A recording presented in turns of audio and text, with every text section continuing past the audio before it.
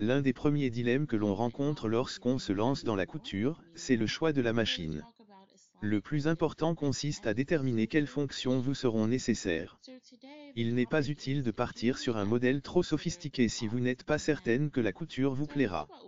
Mais gardez également à l'esprit qu'une machine bon marché ne sera pas toujours une bonne affaire. L'idéal c'est à la fois une machine simple d'utilisation et proposant suffisamment de possibilités pour vous permettre de progresser. Pour bien choisir sa machine à coudre, il est important de prendre en compte ses désirs créatifs et le temps que l'on souhaite y consacrer, occasionnel ou régulier, reprise, habillement, décoration, patchwork, broderie ou encore le type de tissu que l'on souhaite travailler. Vos projets vous guideront dans le choix de votre machine à coudre. Quel que soit le budget que l'on souhaite investir ou l'usage que l'on attend de sa machine à coudre, elle doit proposer les points de couture de base, points droits, points zigzag et boutonnières, de préférence automatique en un temps, à défaut en 4 temps. Attention, la mention « boutonnière en 4 temps » signifie que vous devez changer 4 fois vos paramètres de couture afin de coudre les 4 côtés de la boutonnière. Sur une chemise, cela peut être fastidieux.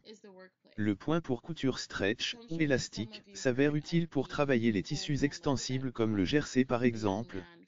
Enfin, le point de surjet, aussi appelé point overlock, permet de réaliser des ourlets de bonne facture, même si un point zigzag serré près du bord peut aussi faire l'affaire.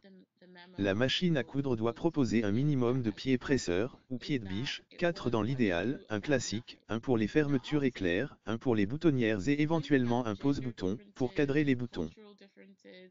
And passing this out as a memo in your workplace should be obvious to anyone that that's a bad idea. So I certainly don't defend him in terms of getting fired. If I was a company, I'd probably fire him too, because it just doesn't look good. It doesn't look good. It doesn't feel good, whether it's true or not. The question would be more about, is it appropriate in that format in the workplace?